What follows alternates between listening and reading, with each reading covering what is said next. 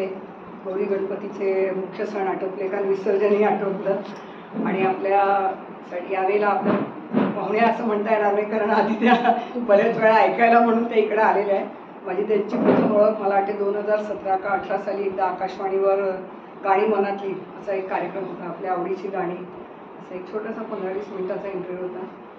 तेव्हा त्यांची ओळख झाली. नंतर त्या सभेलाही यायला लागल्या आणि मागच्या आल्या तेव्हा त्यांनी आपण मला या पुस्तकाचा उल्लेख केला आणि मला खूप आनंद आला यासाठी की आम्ही एकदा पुण्याला काही कामासाठी गेलो होतो आणि बालगंधर्वला एक नाटक बघणार होतो. थोडं अर्धा तास आधीच आम्ही तिथे पोचलो, तर मागे प्रदर्शन चालू आहे म्हणजे, तर मला वाटते रोड सेफ्टी सप्ताह चालू होता, रस्ते सुरक्षा सप्ताह, आणि त्यामध्ये तेंडुलकरांचं मागे कार्टूनचं प्रदर्शन लागलेलं होतं बालगंधर्वच्याच मागे, आणि ते स्वतः हॉलमध्ये उभे होते.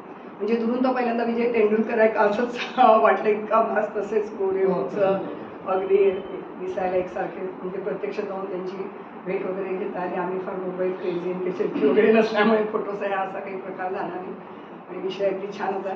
आणि आजच्या म्हणजे पाहुण्या म्हणून नाही पण परिचय करत्या म्हणून आलेल्या अर्चना ढेरे या इलेक्ट्रिकल इंजिनियर आहे, 37 वर्ष झाली त्या आकाशवाणी आणि सोलापूरच्या आकाशवाणीवर त्या कार्यकारी अभियंता म्हणून काम करत आहे. आणि आता आपलं व्यवसायाचं स्वरूप जरी हे असेल तरी त्यांना लिखाण, वाचन, गाणं, नाटक हे सगळ्यांचीच खूप आवड आहे. त्यामुळे त्यांनी केलेल्या पुस्तकाविषयी परिचय करून द्यावा अशी त्यांना विनंती. ओळख करून दिली त्यापेक्षा मी एक रसिक वाचक आहे, ही माझी खरी ओळख आहे. वाचनाची आवड लहानपणापासूनच आहे, त्यामुळे जे जे वाचलं ते व्यक्त करता येतं की नाही हे कल्पना नाही, आज पहिला प्रयत्न करते मी. जसं मॅडम म्हणाल्या की माझं क्षेत्र वेगळं आहे, मी इंजिनिअरिंग सेक्शनमध्ये गेली, आकाशवाणीमध्ये 37 वर्ष काम करते आहे. म्हणजे व्यक्त होणाऱ्या व्यक्तींना तुमच्यापर्यंत पोचवायचं काम आत्तापर्यंत मी करत होते. आता प्रयत्न करते की मला काही समजतं आहे का, आता त्यातलं काही चुकलं तर ती माझी चूक आहे, त्यात मंगेश तेंडुलकरांची नाही आणि शब्दांकन केलेल्या स्वाती प्रभू मिराशी यांची पण नाही आहे. तर प्रयत्न करूयात आपण. मंगेश तेंडुलकरांना आपण ओळखतो ते मराठीतले सुप्रसिद्ध व्यंगचित्रकार म्हणूनच, पण ही त्यांची एक ख्याती नाही. इतर अनेक क्षेत्रात त्यांनी आपला ठसा उमटवला आहे, त्याची ही झलक म्हणूया हवं तर.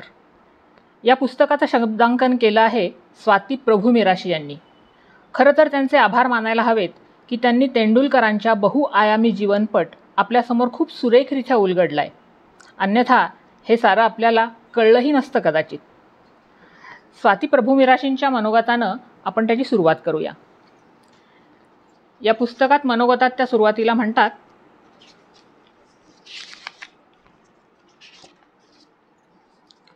उपद्व्यापी बालपण, अभावांचे दिवस, जगण्याची त्रेधा तिरपीट, व्यंगचित्रकारिता, अभिनय, दिग्दर्शन, नाट्यसमीक्षा, वाहतूक नियंत्रणासाठीचं काम, अशी आयामांची बहुता असलेले तेंडुलकर काका स्वतःला उत्कटपणे उलगडताना जराही आडवळणं न घेता सारं काही इतक्या नितळपणे सांगत राहिले की त्यांच्यातल्या सच्च्या माणसापुढे मी नतमस्तक झाले.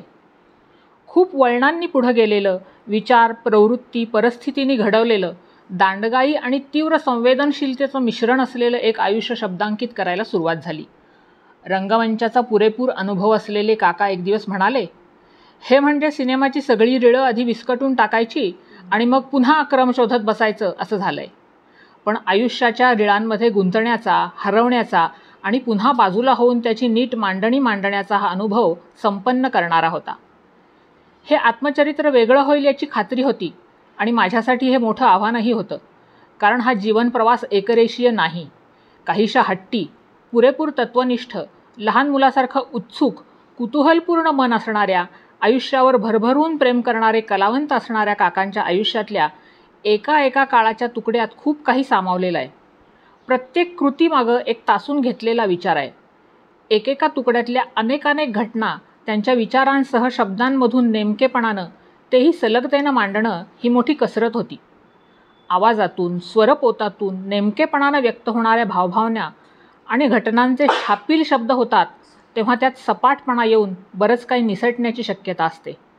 ते टाळून पुस्तकभर तेंडुलकर काका ऐकू येत राहणं गरजेचं होतं. त्या दृष्टीनं मी मनापासून हा प्रयत्न केला आहे. तेंडुलकरांनी हा जीवनप्रवास त्यांच्यासमोर जेव्हा उलगडला तेव्हा पहिला प्रस्ताव यांनीच दिला होता, नाही तर तेंडुलकरांनी कदाचित हे चरित्र लिहिलंही नसतं आणि आपल्यासमोरही आलं नसतं.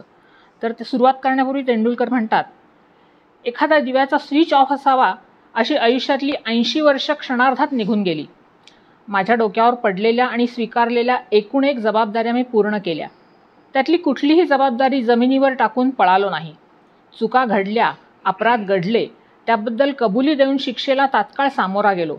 जी चूक झाली, अपराध घडला, तो एकदाच घडला, पुन्हा घडला नाही. माझ्या क्षमता सुमार माणसाच्या होत्या. तल्लख बुद्धिमान कुटुंबात जन्म घेतला तरी सुमार होत्या.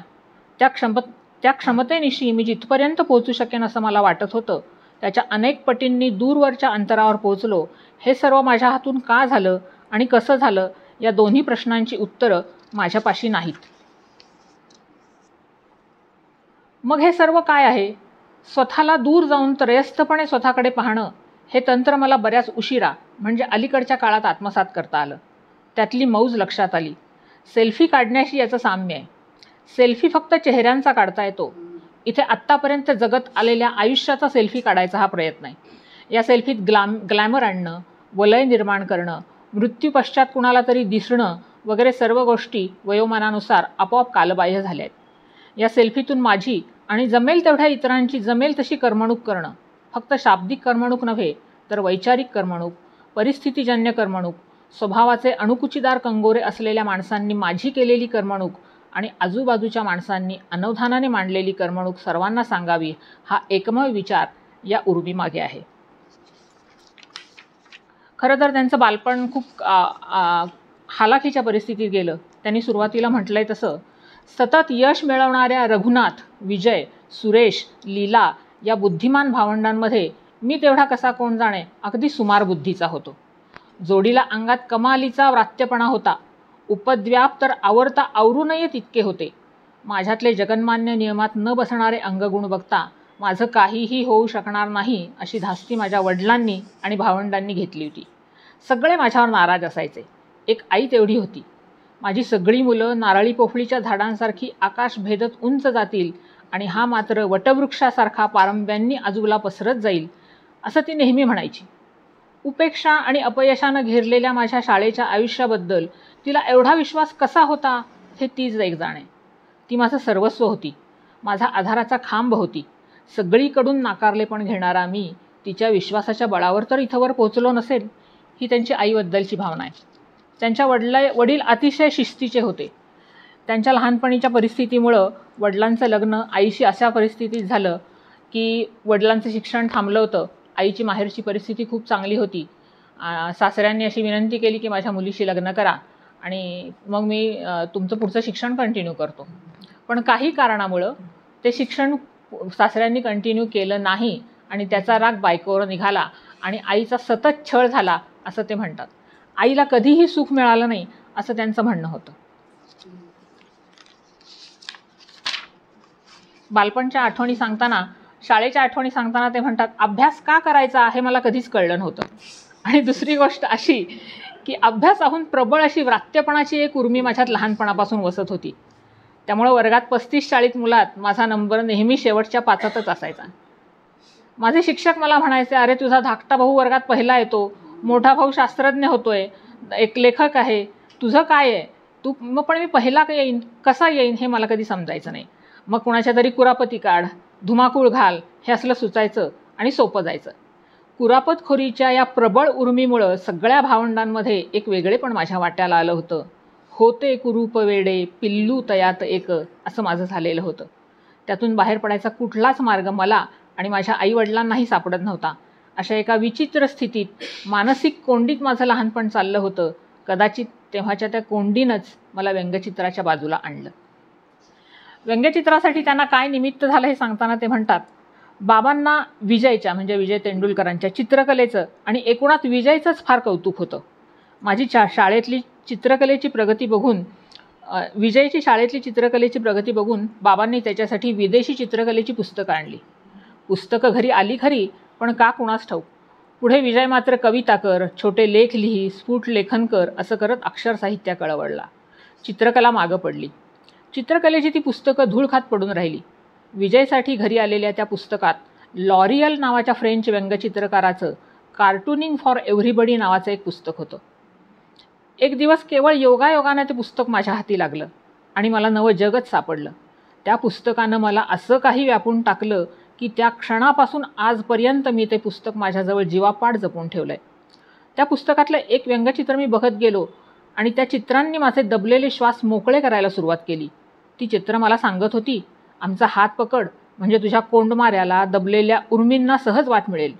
उपद्रव देता येत नाही, कुरापती काढता येत नाहीत, ही माझी अडचण बाजूला झाली आणि एक नवाच रस्ता मला सापडला. लॉरियलमुळे व्यंगचित्रांनी मला भुरळ घातली, माझे विचार व्यापून टाकायला सुरुवात केली आणि तिथंच व्यंगचित्र या माध्यमाशी माझी गट्टी जमली. बालपणीच्या कडूगोड आठवणी त्यांनी सांगताना योगायोगानं पहिले प्रकाशक कोण होते याबद्दल ते सांगतात की माझ्या चित्राचे पहिले प्रकाशक अर्थातच शाळेतले वर्गमित्र होते.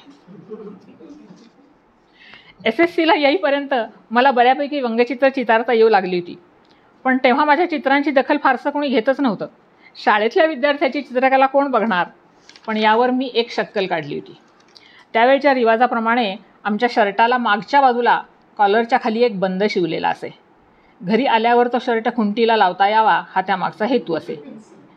मी वर्गातल्या कुणाकुणाची व्यंगचित्र काढायचो आणि त्यांच्या शर्टाच्या बंदाला ती चित्र त्यांच्या नकळत लावून ठेवायचो. मग ही मुलं जेव्हा हिंडायची, घरी जायची, तेव्हा माझ्या चित्राला प्रसिद्धी मिळायची. माझ्या चित्रांचे पहिले प्रकाशक माझे वर्गमित्र होते. अर्थात त्यावरून भांडाभांड मारामाऱ्या व्हायच्या, पण हा उद्योग सगळा सुखासमाधानावर घडायचा. एक हवीशी गोष्ट अशी होती की न आवडणाऱ्या मास्तराचं चित्र काढलं की त्याची पळवापळवी सुरू व्हायची. मित्रांना कौतुक पण होतं माझ्या या कलेचं, अर्थात शिक्षकांना कधीच नव्हतं. हा सगळा भाग SSC बरोबर संपला. व्यंगचित्रांच्या रेषांशी माझं सख्य जुळलं. हा एक भाग वगळला तर शाळेतले माझे दिवस फारसे आठवण्यासारखे नाहीत. जेव्हा ते असं म्हणतात तेव्हा शिक्षकांनी त्यांना बराच त्रास दिला असं त्यांचं म्हणणं जसं आहे तसे शिक्षक चांगले होते असंही ते सांगतात. शिक्षकांच्या गोड आठवणी सांगताना ते म्हणतात की देवळे सर नावाचे एक शिक्षक होते, मराठीचे शिक्षक होते. त्यांची आणि माझी भेट झाली ती बालवर्गात असताना. माझा इवलासा हात हातात धरून त्यांनी मला लिहायला शिकवलं. 2000 सालाच्या आसपास ते मला लोकमान्य नगरच्या पुण्याच्या बसस्टॉपवर भेटले. बसस्टॉपवर त्यांच्या पायाला नमस्कार करून मी म्हटलं, सर मला ओळखलत का? ते म्हणाले, नाही हो, तुम्ही कोण? आधी मला तू म्हणा. अहो पण मी तुम्हाला न ओळखता तू कसं म्हणू? मी म्हटलं, सर मी तुमचा विद्यार्थी. अरे कसा ओळखणार मी? आता काय करतोस तू? सर तुम्ही मला मराठीतली मुळाक्षरं शिकवलीत ना, तुमची आठवण माझ्या मनात ठळकपणे आहे. असं मी त्यांना सांगितलं. मी काय करतो हेही सांगितलं आणि हे सांगितलं की जेव्हा जेव्हा मी लिहायला सुरुवात करतो तेव्हा श्री गणेशाची नाही, पण सर तुमची नक्की आठवण येते. असेच एक शुक्ल सर नावाचे माझ्या स्मरणात राहिलेले सर आहेत. ते मराठी फार छान शिकवायचे. ज्ञानेश्वरीतल्या ओव्या त्यांनी रसाळ भाषेत समजावून सांगितल्या होत्या आणि त्यामुळे त्यातल्या काही ओव्या आयुष्यभर लक्षात राहिल्या. शुक्ल सर आम्हाला मराठीच्या तासाला 5 ओळी शुद्धलेखन घालायचे. प्रत्येक चुकीबद्दल एक एक छडी बसत असे. छडी खाताना त्रास व्हायचा, पण त्यामुळं आयुष्यभरासाठी आत्मविश्वासानं मराठी लिहिण्याची मोठी देणगी मिळाली. आजही मी कदाचित इंग्रजीत हिंदीत चुका करीन, पण माझं मराठी निर्दोष आहे ते शुक्ल सरांमुळं. अशा सरांच्या आठवणी सांगितल्या. त्यानंतर ते म्हणतात की व्यंगचित्रावरच्या प्रतिक्रिया कशा असतात त्यातली पहिली प्रतिक्रिया मला माझ्या शिक्षकांची मिळाली. फुग्याच्या दोऱ्याला लावून मी त्यांचं चित्र आकाशात सोडून दिलं होतं.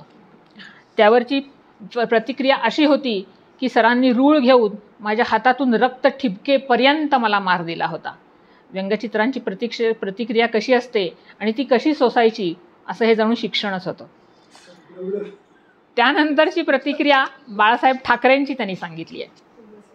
बाळासाहेब ठाकरे त्या काळात उद्वेगानं त्यांनी राजीनामा दिला होता शिवसेनेचा आणि नंतर तो 10-12 दिवसांनी मागं घेतला होता. दरम्यानच्या काळात त्यांच्या घरात काय काय झालं असेल हा विषय घेऊन मी माझ्या कल्पनेनं चित्र काढली. त्यातल्या एका चित्रामध्ये ते स्वयंपाकघरात उभे आहेत. त्यांच्या सौभाग्यवतींनी दोन्ही हातांनी कुकर धरला आहे. बाळासाहेबांनी खांद्यावरून उपरणं टाकलं आहे आणि हातात गॅसचा लायटर घेऊन ते वेडंवाकडं होऊन गॅस पेटवायचा प्रयत्न करतायत. ते काही त्यांना जमत नाही आहे आणि चिडून ते बायकोला सांगतायत, हे बघ मीना, याच्यापेक्षा मुंबईतली डबल डेकर बस पेटवून देणं सोपं असतं बघ. हे असे एकूण 12-25 त्या चित्रमालिकेत होते. बरं, दीपलक्ष्मी मासिकाचे रायकर हे माझ्या पलीकडचे. ती सगळी चित्र घेऊन ते त्यांच्या घरी गेले. बाळासाहेब पाईप ओढत बसले होते. बाळासाहेबांनी ती चित्र चष्म्यातून बघितली. रायकर त्याचं छान वर्णन करतात. प्रत्येक वेळी चित्र पाहिलं की बाळासाहेबांच्या ओठातला पाईप असा गदागदा हलायचा. पुन्हा दुसरं चित्र, पुन्हा पाईप गदागदा हलायचा. सगळी चित्र पाहून झाल्यावर नंतर आजूबाजूला पाहून गंभीर चेहरा ते म्हणाले, फार शहाणा माणूस आहे तो, माझा निरोप सांग त्याला. ही बाळासाहेबांची दुसरी प्रतिक्रिया. तिसरी प्रतिक्रिया मात्र फारच विचित्र आहे. एका क्लबची मीटिंग होती. मी व्यंगचित्रावर बोलत होतो. तिथं कुठल्या तरी एका सभासदाचे वडील आले होते. 80 वर्षाचे असतील. चष्मा विसरून आले होते, त्यामुळे डोळे बारीक करून मोठ्या मिश्किलपणानं मी काय करतो ते बघत होते. त्यांच्या चेहऱ्यावरच्या सुरकुत्या छान होत्या. सगळ्यांना मी चित्र कशी काढतो याचं प्रात्यक्षिक नेहमीच बघायचं असतं. मी तो चेहरा हेरून ठेवला होता. माझं सगळं बोलणं संपल्यावर मी ड्रॉइंग बोर्डकडे गेलो. त्यांचं व्यंगचित्र चितारलं आणि सांगितलं की हे तुमच्यातल्याच एकाच आहे, कुणाचं आहे ते ओळखा. झालं. मी स्टेजवर पोहोचण्याआधी हॉलच्या बाहेर आवाज येईल इतक्या जोरात आवाजात ते म्हणाले, अरे मी तुझ्या बापाच्या वयाचा माणूस आणि व्यंगचित्र काढायला मी सापडलो तुला. हे सगळं झालं आणि त्यानंतरची गंमत मात्र पुढेच झाली.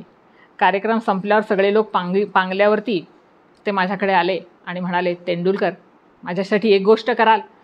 मी म्हटलं हो. मी काय ते विचारलं नाही. ते हॉलमध्ये गेले. त्यांनी ते चित्र आणलं आणि म्हणाले, याच्यावर सही करून द्या, मी माझ्या घरी घेऊन जातो. काय मजेदार प्रतिक्रिया होती ती. कदाचित त्यांना ते आवडलंही असेल किंवा इतरांनी पाहू नये असंही वाटलं असेल. व्यंगचित्राच्या प्रतिक्रियांमध्ये माझी पहिली प्रतिक्रिया माझ्या शिक्षकांची, दुसरी बाळासाहेबांची आणि तिसरी ही अशी विचित्र. मला फार कुतूहलजनक वाटतात या प्रतिक्रिया. या प्रतिक्रियांनी व्यंगचित्राची क्षमता माझ्या लक्षात आणून दिली. या माध्यमाची क्षमता जबर आहे. फार ताकदीचं शस्त्र आहे ते. अशा या प्रतिक्रियांमुळं व्यंगचित्र या कलाप्रकाराशी माझं नातं अधिक जवळिकीचं झालं, अधिक भक्कम झालं.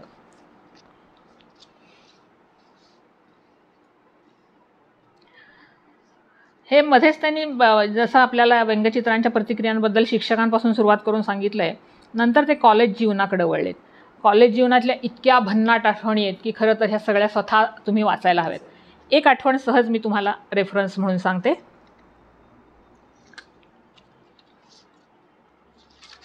ते BSc केमिस्ट्री झाले होते. केमिस्ट्रीचा तास त्यांना अर्थातच आवडायचा नाही. केमिस्ट्रीच्या तासाला मी 40 मिनिटाची शिक्षा सोसत अस्वस्थ असायचो. प्राध्यापक घाटे ऋग्वेद म्हटल्यासारखे केमिस्ट्री शिकवायचे. सॅक्राइड्स, सिंथेसिस, मेथड अँड प्रॉपर्टीज. त्या कंटाळवाण्या तासाला मी करमणूक शोधायचो. एकदा त्यांच्या तासाला बाकीचं लिहून घेत होते. शिकवता शिकवता प्राध्यापक घाटे सॅक्रिनपर्यंत आले. सॅक्रिनच्या गुणधर्मांचं विवरण करू लागले आणि म्हणाले, saccharin is 500 times sweeter than sugar. साखरेपेक्षा सॅक्रिन 500 पट गोड आहे. माझ्या शेजारी ओबिडियंट स्टुडंट भावे बसला होता. त्याला मी म्हटलं, भाव्या, माझ्या बायकोचं नाव मी सॅक्रिन ठेवणार आहे. 500 टाइम्स स्वीटर दॅन शुगर. भावेला हसू अनावर झालं आणि आत्ता या जशा हसल्या तसं असा कुक कुक कुक आवाज काढत तो वर्गात हसायला लागला. Bhave about turn. भाव्याच्या रोखानं ते अत्यंतिक वेगानं आले. तुझ्या मुस्काटात वाजवली पाहिजे, ते पेशानं गरजले. भावे उठून थरथरत उभा राहिला. हा बिचारा सरळ आणि नेमस्त भावे. त्यानं धाडदिशी कबुली गेली, सर माझी काहीच चूक नव्हती. मी इथं लिहित होतो तर हा मला म्हणाला की तो त्याच्या बायकोचं नाव सॅक्रिन ठेवणार आहे. 500 टाइम्स स्वीटर दॅन शुगर. मी त्याला थांबवण्याचा शिकस्तीचा प्रयत्न करत होतो.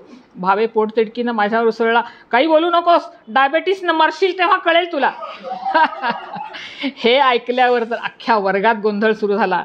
शेवटी प्राध्यापक घाटेंनी सगळे कागद जमिनीवर आपटले आणि ते निघून गेले. अशा अनेक त्यांच्या कॉलेज जीवनातल्या आठवणी त्यांनी सांगितल्यात. खरं तर त्या वाचायलाच हव्यात. आता त्यांच्यातल्या काय काय हुनर होते त्याबद्दल बघूयात आपण. त्यांच्यात इतके हुनर होते की आपण फक्त व्यंगचित्रकलाच जाणतो. शाळेच्या जीवनापासूनच त्यांनी रेडिओ दुरुस्तीचा व्यवसाय सुरू केला होता. अर्थात आर्थिक परिस्थिती नव्हती म्हणून सुरू केला होता, पण त्यातल्याही गमती ते अनेक सांगतात.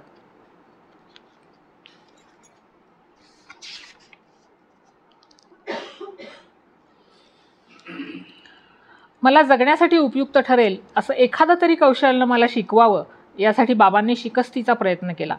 हा मुलगा हुशार नाही आहे ना, मग त्याला ज्यात रस आहे त्यातलंच काहीतरी शिकू असा विचार त्यांनी केला असावा. इलेक्ट्रिकल फिटिंग्सच्या तुकड्यासारखी साधनं कचऱ्यातून जमवायला मला आवडत.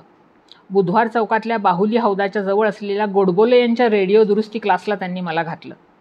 तो क्लास एका जुन्या घरात चालायचा. शाळा संपल्यावर टिळक रस्त्यावरून बाहुलीच्या हौदाजवळ मी चालत जायचो. क्लास संपल्यावर 9:30 वाजता चालत चालत परत घरी यायचो. आवडता असल्यामुळं हा उद्योग मला कष्टदायक मुळीच वाटला नाही, कारण तो माझा आवडता प्रांत होता ना. तिथं मी छानपैकी प्रगती करत होतो, त्यामुळे गोडबोले सरांचा मी खूप आवडता विद्यार्थी होतो. माझ्यापेक्षा वयानं मोठ्या असणाऱ्यांना ते म्हणायचे, अहो या मुलाला समजतंय आणि तुम्हाला कसं समजत नाही. माझ्यासाठी मात्र तो कौतुकाचा, यशाचा पहिला अनुभव होता. मला काहीतरी खास सर्वोत्तम येतंय ही जाणीव त्या यशामुळे झाली. तेव्हा रेडिओच्या किमती 500-600 रुपयांच्या आसपास असत. ही महागडी चैनीची वस्तू अगदी मोजक्या लोकांकडे असे. साहजिकच ती दुरुस्त करायला माझ्यासारख्या लहान मुलाच्या हातात द्यायची कुणाचीच तयारी नसे. तेव्हा माझ्या शेजारी गोळे नावाचे एक गृहस्थ राहायचे. नुकतंच त्यांचं लग्न झालं होतं. गोळेवहिनी मुंबईच्या होत्या. त्यांचा माझ्यावर कसा विश्वास बसला माहिती नाही, पण त्यांनी त्यांचा रेडिओ नादुरुस्त झाला तेव्हा मला बोलून घेतलं आणि म्हणाल्या, हे बघ, हा मोडला तरी चालेल, पण हा तूच दुरुस्त करायचा आहेस. केवढा विश्वास. तो पहिला रेडिओ मी दुरुस्त केला. वहिनींचा तो रेडिओ दुरुस्त झाल्याचा आनंद हा माझा आयुष्यातला काहीतरी मिळवल्याचा पहिला आनंदाचा क्षण होता. मी त्याचे पैसे मागूच शकलो नाही, पण गोळे वहिनीने आपणहून 10 रुपये मला आणून दिले. ही माझी स्वकष्टाची कमाई जेव्हा मी आईला दिली तेव्हा आई कुतूहलानं माझ्याकडे पाहत राहिली. माझं रेडिओ दुरुस्त करत बघत बसायची आई माझ्या शेजारी, आणि रेडिओतून आवाज यायला लागला की शाबास म्हणून माझ्या पाठीवर थाप मारायची. त्यानंतर त्यांनी हिंदुस्तान लिव्हरमध्ये सेल्समन म्हणून काम केलं. ते सेल्समन म्हणून आपल्या सोलापूर आणि उस्मानाबाद जिल्ह्यात खरं काम करत होते. हे आपलं भाग्य म्हणायला हवं, पण कदाचित त्यावेळी आपण त्यांना ओळखत नव्हतो. सर्फ नावाचं जे उत्पादन आहे त्याची सेल्समनशिप त्यांच्याकडे होती. त्यातला एक भन्नाट अनुभव ते सांगतात की अकलूज एरियामध्ये काही लोक असायचे ज्यांच्या बायकाच दुकान चालवायच्या मोस्टली, आणि शेठ लोक काय करतात म्हणून आत गेलं तर त्यांचा मस्तपैकी आत कार्यक्रम चाललेला असायचा. असा अनुभव त्यांनी सांगितला आहे. आणि 2 बायकांमधला झगडा काय होता ते काय सांगितलं आहे त्यांनी. एक बाई म्हणत होती, अगं जा, तुझ्या नवऱ्याला 2च बायका आहेत, माझ्या नवऱ्याला 7 बायका आहेत. असला भन्नाट अनुभवसुद्धा त्यांनी सांगितलेला आहे. आणि रेफरन्सनी दिलं आहे त्यांनी अगदी. आता मी एवढं डिटेलमध्ये नाही सांगत. तर त्यातूनही त्यांनी काय शिकले सेल्समन असताना, तर एकदा त्यांना ताजमहाल हॉटेलमध्ये एक ट्रेनिंगसाठी पाठवलं होतं. ताजमहाल हॉटेलमध्ये 8 दिवस राहायला मिळणं हा या नोकरीनं घडवून आणलेला एक केवळ योगायोग होता. या हॉटेलनं माझी खाण्याची मात्र पंचायत झाली. अहो तिथं 3 कोर्स 5 कोर्स डिनर अशी पद्धत होती. प्रत्येक खाण्याची डिश वेगळी. एक खाणं संपलं की वेटर डिश उचलून घेऊन जात, पुन्हा नवी डिश. हे मला नवीन होतं. मला काट्या चमच्यानं काही खाता येत नव्हतं, त्यामुळं मी उपाशीच राहायचो. मला ती कसरत जमत नाही म्हटल्यावर 3ऱ्या दिवशी मी तो काटा चमचा फेकून दिला आणि हाताने मस्त जेवलो. तिथं असलेला एक युरोपियन माणूस माझ्याकडे बघत होता. तो हसला आणि म्हणाला, I appreciate you, you are perfect Indian man. मी म्हटलं मला नाही जमत ते काटे चमचे फॉलो करायला. त्यावर तो म्हणाला, मला आवडलं तुझं हे कारण तू कुठल्या हॉटेलमध्ये आहेस याचं दडपण घेतलेलं नाहीस. मैत्री कशी करावी असं एक विक्री कौशल्याचं ट्रेनिंग त्यांना तिथे मिळालं. एक युरोपियन प्रोफेसर होता. त्याने त्या ट्रेनिंगमध्ये मांडलेला एक विचार मला पुढं आयुष्यभर उपयोगी पडला. तो म्हणाला होता, ज्या माणसाचा चेहरा तुम्हाला डोळ्यासमोर नकोय आणि ज्याच्याकडं बघून तुमच्या कपाळाची शीर इतकी उडते की त्याला मारून टाकावासा वाटतो, अशा माणसाशी जर तुम्ही छान मैत्री करू शकलात तर तुम्ही सेल्समन बनायला योग्य आहात. नंतरच्या काळात नको त्या माणसांच्या समोर जायची वेळ जेव्हा माझ्यावर आली तेव्हा ते वाक्य मला एखाद्या छान गाईडसारखं उपयोगाला आलं. मीच मला सांगायचो, अरे तो जसा आहे तसा असू दे, मी मात्र छान मैत्री करणार आहे त्याच्याशी. आणि खरं सांगतो, प्रत्यक्षात नंतर खरोखरच मैत्री व्हायची. असे प्रत्येक गोष्टीचे किस्से करून सांगायची त्यांना खूप छान सवय होती, आणि खरंच ते आपल्याला अनुकरणीय किस्से आहेत. हे त्यांच्या हिंदुस्तान लिव्हरमधलं झालं. नंतर त्यांनी संरक्षण खात्यात 25 वर्ष नोकरी केली. तिथंही त्यांनी अनेक प्रयोग केले. इलेक्ट्रॉनिक्सचं ज्ञान त्यांना तिथं खूप उपयोगाला आलं. त्याविषयी त्यांनी सांगितलं आहे.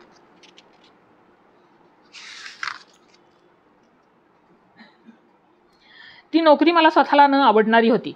फक्त एक गोष्ट बरी होती, म्हणजे तिथं मला मोकळा वेळ भरपूर असायचा. फारशी कामं नव्हती, सरकारी खातं, बघणारं कुणीही नव्हतं. तिथलं दिवसभराचं काम मी तासा-दीड तासात संपवायचो. उरलेल्या 6 ते 7 मला माझ्यासाठी काम करायला सवड मिळायची. त्यावेळी मी कॅलिग्राफी शिकलो.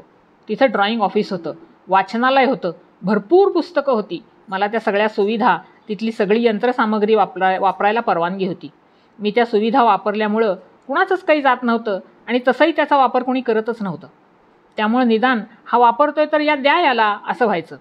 तिथल्या वाचनालयातून मी इलेक्ट्रॉनिक्स या विषयाची पुस्तकं आणत असे. माझ्या इलेक्ट्रॉनिक्सच्या छंदाला या नोकरीत खरा आकार मिळाला.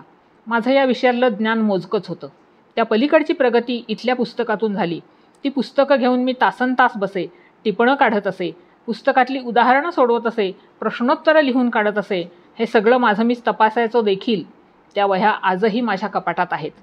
अभ्यास करण्याची मला तिथं मिळालेली ही सवलत फार छान होती. या सवलतीचा उपयोग करून त्यांनी संरक्षण खात्यातल्या एका चाकामध्ये एक फॉल्ट होता जो स्कॅनिंगनी कळायचा. जसं आपण सिटी स्कॅन करतो तसं चाकाची स्कॅनिंग करायची एक पद्धत असते आणि ती कुणीही काढली नाही. ती यांनी शोधून काढली आणि नोकरी जेव्हा सोडली तेव्हा त्या कंपनीच्या मॅनेजरने यांना बोलवलं की तुम्ही तज्ज्ञ आहात, आमच्याकडे जॉईन होता का म्हणून. असेही किस्से त्यांनी सांगितलेत. 1960च्या आसपास त्यांनी नाटकात अभिनय करायला सुरुवात केली. त्यांनी खूप नाटकातनं कामे केली. त्याची सुरुवात ते सांगतात. नाटक हा प्रांतही माझ्या आयुष्यात 1960च्या आसपास अनपेक्षितपणे आला. ऑफिसच्या वार्षिक स्नेहसंमेलनाला सगळ्या उपद्व्यापी माणसांनी एक नाटक बसवायचं ठरवलं. नोकरीत मी नुकताच रुजू झालेलो होतो. कार्यालयातल्या एका माणसानं असं कोणीतरी आला इथं, त्याला विचारायचं का बघा असं त्यांना सुचवलं. एक जण माझ्याकडे आला आणि म्हणाला, नाटकात काम करणार का? म्हटलं मी अगदी सहजपणे. का म्हटलं माहीत नाही. त्यांनी सहज विचारलं, मी सहज हो म्हटलं. पण नाटकात काम करायला लागल्यानंतर त्यांची भूमिका सगळ्यांना आवडली आणि त्यांना बक्षीसही मिळालं. नाटकात त्यांची भूमिका आवडल्यानं बाबूराव गोखल्यांनी पुण्यात होणाऱ्या प्रयोगांसाठी म्हणजे व्यावसायिक प्रयोगांसाठी त्यांची निवड केली. त्या व्यावसायिक नाटकात काम करणारा अभिनेता मुंबईचा होता. त्याला परतीची तिकीटं देऊन मुंबईहून पुण्याला आणण्यापेक्षा पुण्यातल्या प्रयोगाला मंगेश तेंडुलकरना घेऊ असं म्हणून मला नाटकाच्या व्यावसायिक प्रयोगात त्यांनी घेतलं. मग मी आणखीही काही व्यावसायिक प्रयोगात भूमिका केल्या. बाळ कोल्हटकर नावाचे एक लेखक तेव्हा गोखले यांच्याबरोबर होते. कोल्हटकरांचं वेगळं व्हायचं आहे मला नावाचं एक नाटक तयार होतं. तेव्हाच एका टीममधली माणसं घेऊन 2 नाटकं करणं हा अर्थकारणाचा भाग होता. त्या दृष्टीनं त्यातली नाटकातली एक भूमिका त्यांनी मला करायला दिली. ती भूमिकाही मी केली. नाटकातल्या त्या प्रयोगानिमित्त महाराष्ट्रात मी खूप हिंडलो. पण नंतर मला त्याचा कंटाळा यायला लागला. म्हणजे मला डोंबाऱ्याच्या खेळाची आठवण व्हायला लागली. डोंबारी ढोलकी वाजवायचे, लोक जमायची, बांबू आणि दोरी लावून खेळ दाखवून पैसे गोळा करायचे. एक खेळ झाला की पुन्हा बांबा खांद्यावर टाकायचा आणि दुसऱ्या गावाला जायचं. मला त्यांच्यातनी माझ्यात फार फरक दिसेनासा झाला. एकच एक भूमिका सगळीकडे जाऊन करायची हा भाग एकसुरी व्हायला लागला आणि व्यावसायिक रंगभूमीवरून मी बाहेर पडलो. नोकरीमुळं मला या नाटकाचे 15-15 दिवसाचे दौरे करणंही शक्य नव्हतं. हे त्यांनी व्यावसायिक रंगभूमीबद्दल सांगितलं आहे. पण हौशी रंगभूमीवर पण त्यांनी खूप कामं केली आणि त्याबद्दल मात्र एक अजब आठवण आहे त्यांच्याकडची. ती अगदी तुम्हाला सांगावीशी वाटते. आमच्या ऑफिसचा जसा ग्रुप होता तसा बाहेरचाही एक ग्रुप होता. पण आर्थिक पाठबळाअभावी तो फार काळ टिकला नाही. पुण्यामध्ये भालचंद्र पानसेंचा आराधना नावाचा ग्रुप होता. त्यांना एका नाटकाच्या प्रयोगाची तारीख 8 दिवसांवर आली आणि त्या नाटकातला कलाकार भूमिका टाकून पळून गेला. पानसेची पंचायत झाली. कसंही करून स्पर्धेचा प्रयोग होणं महत्त्वाचं होतं. पानसे माझ्याकडे आला आणि मला म्हणाला, मला संकटात मदत कर रे. माझा चांगला मित्र असल्यामुळं मी त्याचं नाटक साजरं करायला तयार झालो. फजितीतून बेसुमार करमणूक होण्याची शक्यता ओळखून उभा राहिलो. तालीम झालीच नाही. थेट रंगमंचावर उभा राहण्याचा प्रसंग उभा ठाकला. त्या नाटकात माझी भूमिका 2ऱ्या अंकाच्या शेवटी होती. पानसे मला स्टेजवर एंट्रीपाशी घेऊन गेला आणि मला म्हणाला, ती समोर लेव्हल दिसतीये ना, त्याच्यावर तू जाऊन बसायचंस. मी पुढच्या उजव्या फुटलाईटजवळ कापडी विंगेशी जाऊन बसलो. पडदा उघडलेला होता. नाटक सुरू होतं. प्रेक्षक काळोखात होते. समोर प्रेक्षक दिसत होते. फेडआउट टाकलेला होता. मी त्या फेडआउटकडे बसलेला. संगीत वाजत होतं. हळूहळू स्टेजवरचा प्रकाश वाढला. अचानक सेटच्या दरवाजातून घट्ट टी-शर्ट पॅन्ट परिधान केलेल्या, गॉगल लावलेल्या तरुणीनं एंट्री घेतली. ती बहुधा नाटकाची नायिका असावी. ती आत आली. माझ्याकडं रोखानं पाहत तिनं पर्समधून पिस्तूल काढलं, माझ्यावर रोखलं. पार्श्वसंगीतात धीर गंभीर साऊंड इफेक्टचा पत्रा वाजत होता. वातावरण तणावानं भरलेलं होतं. तिनं संवाद म्हणायला सुरुवात केली. बघतोस काय दळभद्र्या, मी आले तुझा कर्दन काळ. श्वास मोज शेवटचे आता. तयारी ठेवली आहेस ना मरायची? माझ्यावर अत्याचार करताना आनंद साजरा केला होतास ना, आता मोज त्याची किंमत. हे संवाद म्हणून त्या देखण्या नायिकेनं हातातल्या पिस्तुलाचा चाप ओढला. बाहेर प्रेक्षकात शांतता होती. वातावरणात छान रंग भरला होता. त्या वातावरणात तिनं गोळी झाडली, पण पिस्तुकातून पिटिक एवढा आवाज आला. बार झालाच नाही. भाल्या मला मागून सांगत होता, तू मरतोयस बरं का इथं. तोपर्यंत तिच्या लक्षात आलं होतं की पिस्तूल काही वाजलं नाही. मग तिनं बहुतेक लेखी संवादात नसलेल्या 2-4 शिव्या हसडल्या, स्वतःच्या मनाचे संवाद म्हटले आणि शेवटी हलकट म्हणून पुन्हा एक चाप ओढला. पुन्हा पिटिक. दुसरी गोळीसुद्धा उडली नाही. विंगेतून भाल्या ओरडला, तेंडल्या मर, तेंडल्या मर. गोळी न लागता मरायचं कसं काही मला समजेना. नायिका गोंधळली. तिनं पुन्हा पाजी कमीने म्हणून चाप ओढला. ही तिसरी गोळी वाजली नाही हो. पण आता भाल्या मात्र आतून गरजला, तेंडल्या आता मर, तू मेला नाहीस तर विंगेतून लाथ हाणून मी तुला मारीन. मी म्हटलं माझं काय जातंय, गोळी न लागताच मरून जातो मी. आणि माझ्या दिग्दर्शकाच्या सूचनेनुसार मी स्टेजवरून मरून पडलो.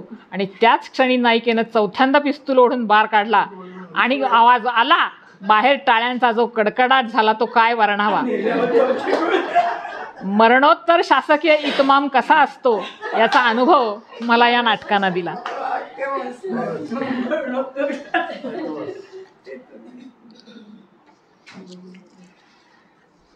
त्यानंतर त्यांनी आपल्या आवडत्या व्यंगचित्रकारांबद्दल बरंच सांगितलंय. शंकर पिल्लई, दीनानाथ दलाल, मारिओ मिरांडा, आर.के. लक्ष्मण, बाळासाहेब ठाकरे, शी. द. फडणीस, वसंत सरवटे यांच्या थोड्या थोड्या आठवणी सांगितल्यात. व्यंगचित्र केलेला मात्र त्यांना कुणीही गुरु भेटला नाही त्याची गोष्ट मात्र त्यांनी खूप वेगळी सांगितली आहे. घड्याळ मागे चालेल ना कंटिन्यू केलं, कारण 5-5 दाखवता येते.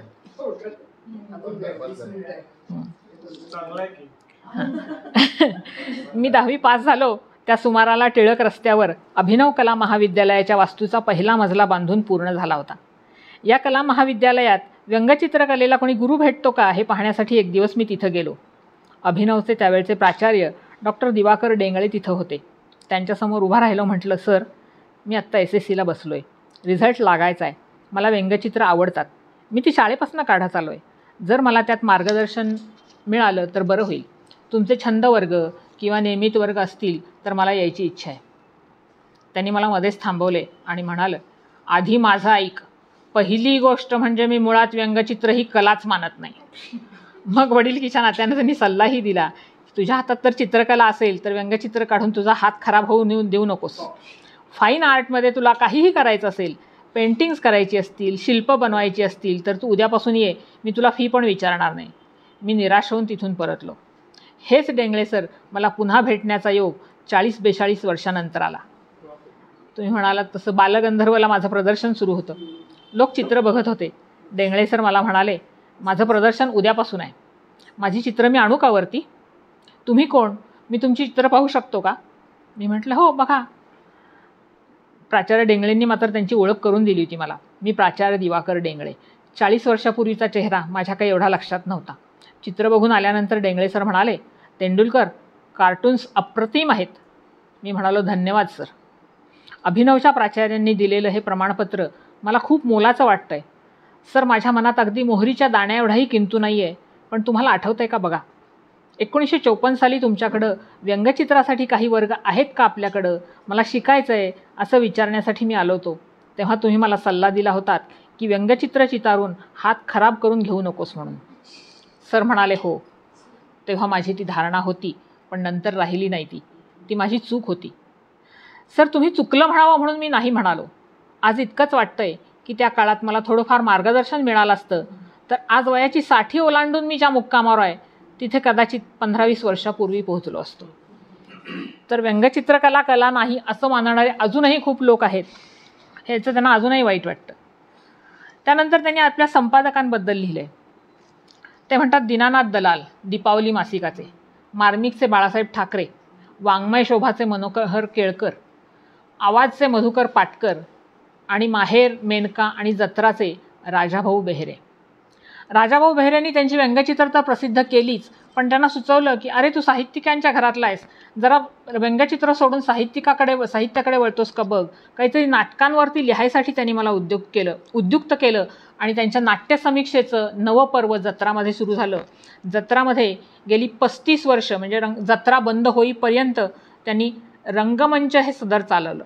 नाटकांवर लेख लिहून त्यांचे फटके इतके जबरदस्त होते की हा फटकारा आपण ऐकूयात.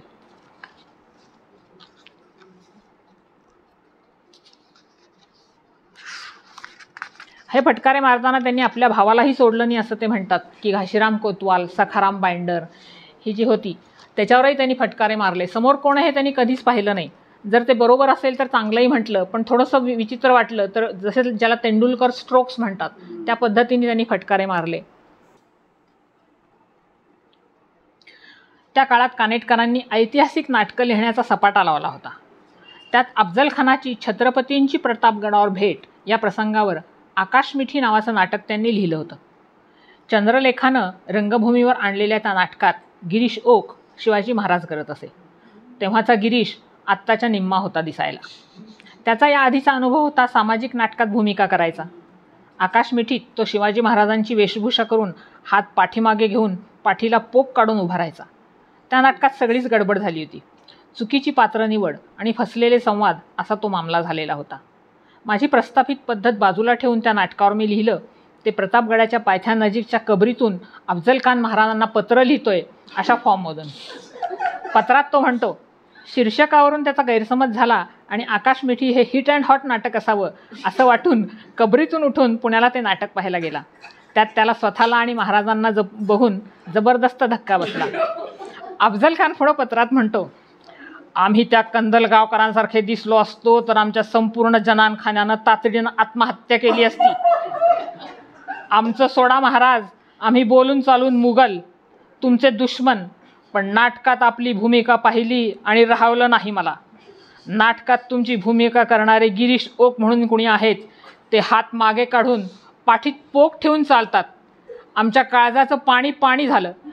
प्रतापगडावर आपली भेट झाली तेव्हा आपल्या तब्येतीची ही अवस्था आम्ही पाहिली असती तर दगाफटक्याचा बेत आम्ही सोडून दिला असता. विजापुरात परत गेलो असतो आणि तिथून आपल्याकडे 4 अनुभवी हाकीम पाठवले असते. तब्येती बऱ्या असतील तरच राजकारण, तरच दगेफटके. त्या नाटकात जिजाऊ महाराजांच्या भूमिकेत शीला गुप्ते होत्या. त्या नाटकात आल्या तोपर्यंत तब्येतीनं बऱ्याच आडव्या झालेल्या होत्या. त्याबद्दल खान महाराजांना म्हणतो, मी काही प्रत्यक्षात जिजाऊ साहेबांना पाहिलं नाही, पण त्यांच्याबद्दल ऐकून होतो की त्या घोड्यावर बसून दांडपट्टा वगैरे चालवत असत. पण महाराज, नाटकामध्ये त्यांची काय अवस्था आहे. त्या नाटकातल्या जिजाऊ साहेब जर कधी चुकून घोड्यावर बसल्या तर तो घोडा छातीपर्यंत मातीत रुतेल. दांडपट्टा वगैरे नंतरच्या गोष्टी. असं करत करत सगळ्या फिरक्या घेत मी शेवटाकडं आलो. शेवटी अफजल खान महाराजांना लिहितो, महाराज, आम्ही मोगल, आम्ही हिंसाचार केला, जाळपोळ केली, विध्वंस केला, अत्याचार केले, अमानुषपणे वागलो, माणसं मारली, जे जे वाईट, जे जे त्याज्य ते केलं कबूल करतो. पण महाराज, मोगलांच्या गेल्या 800 वर्षाच्या इतिहासात आकाशमिठीसारखं नाटक दाखवून एकाही मोगलानं प्रेक्षकांवर अत्याचार केलेला नाही. याची आपण नोंद घ्यावी. खाली सही अफजल खान. त्याच्यावर गिरीश ओकही रागवला नाही, कानेटकरही रागवले नाहीत. गमतीचा भाग म्हणजे नाट्यसमीक्षेचा वि. स. खांडेकर पुरस्कार कानेटकरांनी मला या लेखनानंतर दिला आणि हा पुरस्कार कानेटकरांनी स्वतःच ठेवला होता. अशा अनेक नाट्यसमीक्षा त्यांनी लिहिल्यात प्रत्येक वेळी. आणि त्यांचं असं म्हणणं होतं की त्यामुळे सगळेजण माझ्यावर रागावलेले असायचे, माझा दुस्वास करायचे. त्यांनी प्रभाकर पंतांच्या पण बऱ्याच आठवणी याच्यामध्ये सांगितल्यात. त्यामुळं अशा मजकूर लेखनाचे परिणाम व्हायचे तेच झाले. मला लिहितं करणाऱ्या आमच्या राजाभाऊ बेहरे या संपादकांना काही काळ माझा हा दांडपट्टा रोमहर्षक वाटला खरा, पण कालांतरानं त्यांच्या जवळच्या स्नेह्यांचीच नाटकं या भाषेत सडकून निघायला लागली. तेव्हा मात्र कुठून या माणसाला व्यंगचित्रावरून उठून लिहायला सांगितलं, एक वेळेची व्यंगचित्रच परवडली असती असा पस्तावा करण्याची वेळ आली असावी. मी जेव्हा त्यांच्यासमोर जायचो तेव्हा ते चष्मा रोखून असं जळजळीत नजरेनं माझ्याकडे बघायचे. मी त्यांच्या हातात मजकूर घेऊन त्यांच्याकडे पाठमोरा उभारून म्हणायचो, लाथ मारताय का बसू खुर्चीत. ते म्हणायचे बसा. लेखन प्रपंच सुरू राहायचा. पण जत्रा सुरू झाल्यापासून ते बंद पडेपर्यंत हे लेखन मी केलं. हा काळ 35 ते 34 वर्षांचा आहे. प्रकृती अस्वास्थ्यामुळं जत्रेंनी साप्ताहिक जत्रा बंद केला आणि माझं हे लेखन थांबलं. कदाचित या नाट्यसमीक्षेबद्दल आपण वाचलं असेल, पण मी तर वाचलं नव्हतं. तेंडुलकरांची नाट्यसमीक्षा आपल्याला कधी माहितीच नाही. यानंतरचं तर खूप वेगळं आहे. म्हणजे या सगळ्यांच्यापेक्षा वेगळं, त्यांनी मेडिकल इलेक्ट्रॉनिक्स नावाचा बिझनेस सुरू केला. वयाच्या 45व्या वर्षी नोकरी सोडून दिली. त्याबद्दल ते लिहितात, वय 45, कर्ज 55,000, नोकरी सोडलेली. मी जागा घेतली. Tape recorders, television, electronics equipment दुरुस्त करण्यासाठी इथं सर्व्हिसिंग शॉप केलं. मदने माझा नावाचा एक मित्र मला म्हणाला, तू या प्रांतात आलाच आहेस तर असं कर, मेडिकल इलेक्ट्रॉनिक्स काम करणार कुणी नाही आहे, तू या क्षेत्रात ये, मी तुला काम देतो. आणि खरोखरच मला काम मिळालं. मी या क्षेत्रात आलो तेव्हा अनेक डॉक्टर्स महत्त्वाची उपकरणं परदेशातून मागवत असत. आपल्यापैकी बरेच डॉक्टर्स आहेत, त्यामुळे हा रेफरन्स त्यांना कळेल कदाचित. मी सर्च केलं की कॉटरी नावाचं एक इन्स्ट्रुमेंट असतं, ज्या इलेक्ट्रोडनी आपण तुमच्या ज्या नको असलेल्या सेल्स आहेत त्या हे जाळून मारतो, असं काहीतरी आहे. तर ते मी या क्षेत्रात आलो तेव्हा डॉक्टर्सना काही महत्त्वाची उपकरणं परदेशातून मागवत असत. काही वेळानंतर ती नादुरुस्त होत आणि मग दुरुस्तीसाठी माझ्याकडे येत. नेमका कोणता भाग बिघडला आहे हे मी शोधायचो आणि तेवढाच मागून घ्या असं डॉक्टरांना सांगायचो. हे सुरू असताना एका रुबी हॉलच्या डॉक्टर ग्रँट यांनी मदानेला सांगितलं, अरे मेंदूच्या सर्जरीसाठी ज्या कॉटरीज आम्हाला वापराव्या लागतात त्या मला परदेशातून मागवाव्या लागतात. मला हव्या असलेल्या विशिष्ट क्षमतेच्या विशिष्ट पद्धतीच्या कॉटरीज बनवणारी माणसं तुझ्याकडे नाही आहेत का रे? तुझ्याकडे सगळे मेकॅनिकच आहेत का? बापू म्हणाला, आहे माझा एक मित्र, घेऊन येतो तुमच्याकडे. मला तो डॉक्टर ग्रँट यांच्याकडे घेऊन गेला.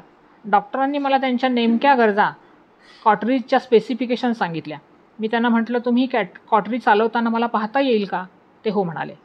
मग मी ठरल्या दिवशी त्यांच्या ऑपरेशन थिएटरमध्ये हजर राहिलो. डॉक्टर ग्रँट यांच्याकडून इम्पोर्टेड कॉटरीजचं माहितीपत्रक मागून घेतलं आणि जोडीला माझा ऑपरेशन थिएटरमधला अनुभव, माहितीपत्रकातले तांत्रिक आकडे यांचा वापर करून प्रयोग करायचा असं मी ठरवलं. डॉक्टर ग्रँट यांच्याकडे असलेली बोन सर्जरीची कॉटरी मी ताब्यात घेतली. त्या कॉटरीची ताकद कमी करत मी ती डॉक्टरांना जेवढी हवी होती त्या पातळीवर आणली. कॉटरीची ताकद कमी करण्यात यश आलं होतं, पण ती कॉटरी थेट रुग्णावर कशी चालवणार? तिथे धोका घडू शकला असता. मी मटण मार्केट गाठलं आणि तिथून मेंदूचा तुकडा विकत घेऊन आलो. त्या मेंदूवर माझ्या त्या कॉटरीनं प्रयोग केले. नुकसान होत नाही आहे ना ते तपासून पाहिलं. प्रयोग करताना मला जाणवली की डॉक्टर ग्रँटनं अपेक्षित असलेल्या परिणामकारकतेनं ही कॉटरी काम करते आहे. मी डॉक्टरांकडे गेलो. म्हटलं, डॉक्टर, मी माझ्या परीनं हे काम केलं आहे, तुम्हीसुद्धा काळजी घेऊन हे जपून वापरा प्लीज. डॉक्टर म्हणाले, I am a doctor, don't tell me about patients life. तू जाऊ नकोस, माझ्या केबिनमध्ये बसून राहा. ते उत्तरले. मी आणि बापू बसून राहिलो. काही वेळानं ऑपरेशन संपून डॉक्टर बाहेर आले. हातातले मोजे काढून टाकत बापूला म्हणाले, वी आर इंटेलिजंट इडियट्स. हे काम करणारी माणसं आपल्याकडं आहेत आणि तुझ्या मूर्खपणामुळं मी या बारक्या कॉटरीज आयात करत राहिलो. मला या माणसाचं कौतुक वाटतंय. त्यांनी मला विचारलं, are you an electronic engineer? हा प्रश्न विचारत ते माझ्याकडे वळले. मी म्हणालो, नाही, मी फक्त सायन्स ग्रॅज्युएट आहे. ते चकित झाले. बापूला म्हणाले, मी याच्या हातात 300 रुपये माझ्याकडून ठेवतोय, खबरदार याला हात लावलास तर तू त्याला त्याचे पैसे वेगळे आहेत. यानंतरच्या काळात डॉक्टर जैन, डॉक्टर मराठे अशा डॉक्टरांना कॉटरी पुरवणं सुरू झालं. याही क्षेत्रात आव्हानं समोर आली. मी ती स्वीकारली आणि काळजीपूर्वक काम करत यशस्वीपणे पेलली. हे खूप वेगळं क्षेत्र आहे. म्हणजे एका म्हणजे सायन्स ग्रॅज्युएटनी असा व्यवसाय करायचा आणि त्याला मेडिकल इलेक्ट्रॉनिक्सची जोड देऊन हे खूप करायचं. म्हणजे हे खूप वेगळं हुनर त्यांच्याकडे होतं. म्हणजे मला असं वाटतं की शाळेत ज्यांचं डोकं चालत नाही ते सगळेच बुद्धू असतात असं म्हणणं चुकीचं आहे.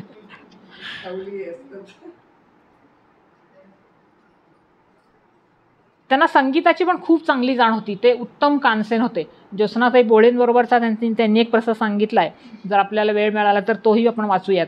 आणि सगळ्यात महत्त्वाचं म्हणजे 25 वर्ष पुण्यातल्या कोथरूड भागातल्या वाहतुकीला शिस्त लावण्यासाठी ते रस्त्यावर उतरले होते. त्यांनी अनेक शुभेच्छापत्रं काढली होती आणि ती ते रस्त्यावरती वाटायचे आणि लोकांमध्ये जागृती आणायचे. म्हणजे समाजव्रती पण होते ते. आणि या सर्वात मोठं क्षेत्र होतं व्यंगचित्रकलेचं. या कलेबद्दल त्यांचं मत एका परिसंवादात त्यांनी व्यक्त केलं आहे आणि त्यांना लकीली दोन्ही बाजूनी मांडण्याचा त्यांनी प्रयोग केला. तो कसा ते सांगतात आहेत. मी जेव्हा कार्टुनिस्ट कंबाईनचा अध्यक्ष होतो तेव्हा माझी परीक्षा घेणारा एक मजेदार प्रसंग घडला. आम्ही सगळे व्यंगचित्रकार जमलो होतो आणि एक मुक्त परिसंवाद आम्ही आयोजित केला होता. व्यंगचित्रकार नसलेले प्रेक्षक पण परिसंवाद ऐकण्यासाठी आले होते. अनेक मोठमोठे संपादकही आले होते. आम्ही व्यंगचित्रकार व्यासपीठावर बसलेलो होतो आणि चर्चेला दिलेला विषय होता, व्यंगचित्र ही कला आहे की नाही. वसंत सरवटे परिसंवादाचे अध्यक्ष होते. ते मला म्हणाले, बाकीचे लोक ही कला नाही हा विचार मांडतायत, म्हणून तू व्यंगचित्र ही कला आहे अशी बाजू मांड. कला नाही असं म्हणणारे अर्थातच व्यंगचित्रकार नव्हते. ते होते साहित्यिक, शिल्पकार, संपादक वगैरे. प्रत्यक्षात त्यातल्या प्रत्येकानं बोलायला सुरुवात केली आणि सद्गदित कंठानं ही किती श्रेष्ठ कला आहे हे सांगत सुटला. मी सरवटेंकडे बघतोय की आता मी काय करू. सरवटेंनी मला चिठ्ठी पाठवली, तू दुसरी बाजू मांड. मी माझी तयारी बाजूला ठेवली आणि बोलायला उभारलो. सरवटे म्हणाले, तेंडुलकर तुमचं काय म्हणणं आहे, तुम्ही तर व्यंगचित्रकार आहात. मी सुरुवात केली, माझं स्वच्छ मत असं आहे की ही कला नाही आहे. प्रत्येक गोष्ट कलाच असायला हवी असा हट्ट का आहे. हातात स्टेनगन घेतलेला माणूस गोळी घालणं ही कला आहे असं जर म्हणायला लागला तर त्याचा काय अर्थ आहे. गोळी घालणं हे कौशल्य आहे, धाडस आहे, पण ती कला नाही आहे. ज्यातून काही नवनिर्मिती होते त्याला कला म्हणतात. विध्वंस हा कलेचा उद्देश नसतो. व्यंगचित्र मात्र कुठलीही चांगली गोष्ट बिघडेल कशी हे पाहतं. मग ती कला कशी हे माझ्या लक्षात येत नाही आहे. कलेचा उद्देश आनंद निर्माण करणं आहे. पण मी जेव्हा एखाद्या माणसाचं व्यंगचित्र काढतो तेव्हा तो वरून हसत असला तरी त्याला आतून यातनाच होत असतात. व्यंगचित्रकार राजकीय टीका करतो, ओरबाडून माणसांना रक्तबंबाळ करतो. कलेचं उद्दिष्ट यातना देण्याचं, रक्तबंबाळ करण्याचं असतं. एका तरी कलेचा हा हेतू दाखवता. कुठलीही कला उपद्रवासाठी निर्माण झालेली नाही. व्यंगचित्र मात्र उपद्रवकारकरित्या वापरली जातात. त्यामुळे ही कला असण्याची शक्यता नाही. मी व्यंगचित्र काढतो आणि मी कलाकार नाही हे म्हणून घेण्याची मला किंचितही लाज वाटत नाही. माझ्या हातात बंदूक आहे, मी गोळ्या झाडतोय. निसर्ग माणसांचे चेहरे छान करतो, मी ते वेडेवाकडे करतो, हे बिघडवणं नाही आहे. अशा सगळ्या बाजूनी मी व्यंगचित्र ही कला कशी नाही आहे हे सांगत गेलो. माझ्या या मतमांडणीवर सरवटे म्हणाले, विनोद हा वेगवेगळा असतो, तो निर्व्याज असतो. उदाहरणार्थ पुलंचा विनोद वगैरे. तो विनोद ही शुद्ध करमणूक असते. मी म्हटलं, नाही सरवटे, विधान जपून करा. जेव्हा विनोद इतरांच्या दिशेनं जातो तेव्हा तो निर्व्याज वाटतो, पण जेव्हा तो आपल्या दिशेनं शिंग रोखून येतो तेव्हा तो निर्व्याज राहत नाही. भाईंनी गणगोतमध्ये ज्यांची टिंगलटवाळी केली आहे त्यांना विचारा, तो विनोद निर्व्याज आहे का. विनोदाचा एकच प्रकार आहे, तो म्हणजे कुणाची तरी थट्टामस्करी. त्यामुळे विनोद काय आणि व्यंगचित्र काय, त्यांचा मूळ उद्देश विध्वंस करणं, कुणाची हुर्रेवडी उडवणं, यातना देणं हाच आहे. शिल्पकला, साहित्य, कविता, संगीत यापैकी कुणाचाच उद्देश असा नाही. शब्दांच्या जगातही निर्मिती करणारं लेखनच साहित्य मानलं गेलं. विध्वंस आरंभणारं लेखन साहित्य मानलं गेलं नाही. त्यामुळे व्यंगचित्रकला ही कला म्हणून स्वीकारण्याचं अजिबात कारण नाही. परिसंवाद संपला. आम्ही चहा प्यायला गेलो. आम्ही बोलणारी मंडळी आणि बाहेरचे संपादक एकत्र होतो. चहा घेत मी सरवटेंच्या शेजारी बसलेला आणि राजाभाऊ बेहरे सगळ्यांना मोठ्यांदा म्हणाले, आज मला प्रचंड आनंद झाला आहे की व्यासपीठावरच्या सगळ्या लोकांमध्ये एकच माणूस खरं बोलला. सरवटे बेहरेंना म्हणाले, अहो ही बाजू कुणीच मांडली नाही. जी माणसं ही बाजू मांडणार होती ती गडबडली, म्हणून मी आयत्या वेळी याला मांडायला सांगितली. खरं तर हा उलटी बाजू मांडणार होता. सरवटे माझ्याकडे बघत राहिले आणि म्हणाले, तुझ्या बुद्धीची मला कमाल वाटते. त्यानिमित्तानं एक तर्कशुद्ध लढाई लढायची कशी, तीही आयत्या वेळी, याचा वस्तुपाठ मला मिळाला. अर्थात व्यंगचित्रकार संमेलनाच्या परिसंवादामध्ये चर्चेची गरज म्हणून व्यंगचित्र ही कला नाही या मताची मांडणी मी केली होती. या पार्श्वभूमीवर व्यंगचित्रांबाबतचं माझं स्वतःचं खरंखुरं मूलभूत मत मांडणं आवश्यक आहे. खरं तर व्यंगचित्र ही कला आहे आणि ती हिंसक किंवा अहिंसक अशी काहीही नाही. कुठलीच कला तशी नसते. आनंद निर्माण करण्यासाठी गाणं आहे, पण लाऊडस्पीकरच्या भिंतीमुळं ते त्रासदायक होतं. ही एकाच गोष्टीची दोन टोकं असतात. घणाघाती टीका किंवा टिंगलटवाळी करणं हा व्यंगचित्रकलेचा वापर त्या क्षणापर्यंत लोकप्रिय झाला होता. व्यंगचित्र ही निखालस कलाच आहे आणि ती विधायकच आहे. फक्त तिचा वापर कसा केला जातो हे महत्त्वाचं आहे. तिचा कलात्मक उपयोग करायचा, शस्त्रासारखा करायचा की इतरांमध्ये जाणीवा निर्माण करण्यासाठी करायचा हे त्या माणसाने ठरवायचं आहे. त्यानंतर त्यांनी व्यंगचित्रांबद्दल खूप काही सांगितलं आहे. त्या शेवटाला येताना मात्र त्यांनी परत आपल्या थट्टेच्या सुरात ते गेलेत. 80 वर्ष वय झालं आहे माझं आणि किडनीचा प्रॉब्लेम होता त्यांना. तर ऑपरेशनला जाताना मी थोडा थट्टेच्या सुराशी गट्टी करतोय पुन्हा. लहानपणी विपरीत मेळांमध्ये कशी करत असे ना तशी गट्टी. ऑपरेशनचा निळा डगला चढवताना अंगावरची एक एक चीज वस्तू घरच्यांच्या हवाली केली आहे, म्हणजे मोबाईल आणि हिअरिंग एडसुद्धा केलेत. मी माझ्या मुलीला म्हटलं, वंदना, हा मोबाईल आणि माझे कान आता ठेव तुझ्याकडेच, आता मला त्याचा काहीही उपयोग नाही आहे, मी आउट ऑफ रेंज चाललो आहे. त्यांचं ऑपरेशन झालं. ऑपरेशन थिएटरमधून त्यांना सुस्थितीत बाहेर आणलं, पण दुसऱ्याच दिवशी त्यांना हार्ट अटॅक आला आणि त्यांना बराच काळ चालू असलेल्या तातडीच्या कोणत्याच उपायांना त्यांच्या शरीरानं प्रतिसाद दिला नाही. एक संघर्ष गाथा शांत झाली. त्यांच्या म्हणण्याप्रमाणे आउट ऑफ रेंज गेली कायमसाठी.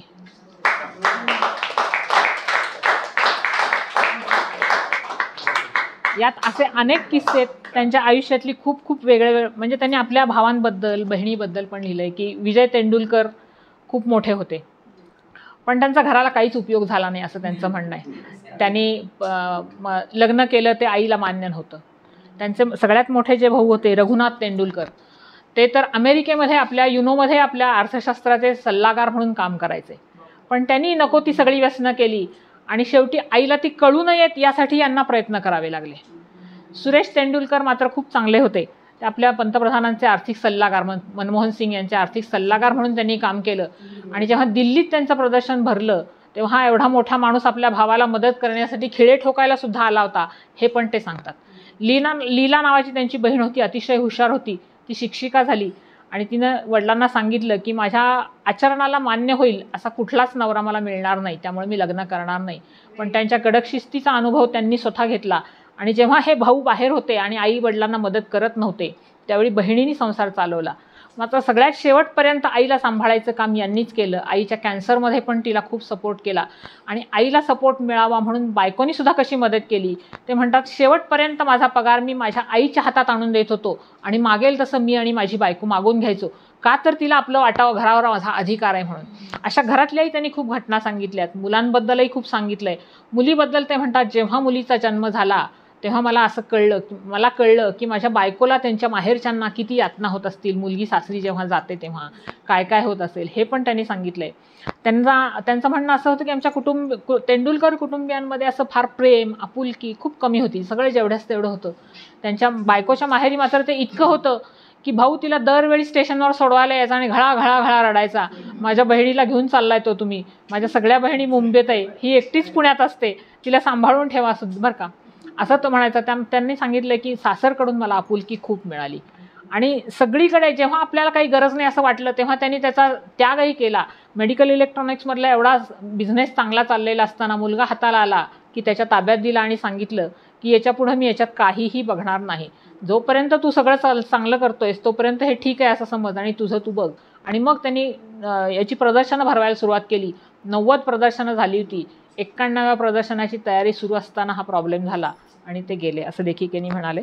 आत्तापर्यंत मी जे सादर केलं यातलं सगळं क्रेडिट तेंडुलकर सरांचं आणि प्रभू मिराशी मॅडमचं आहे. चुकलं असेल मात्र तेवढं माझं आहे. धन्यवाद.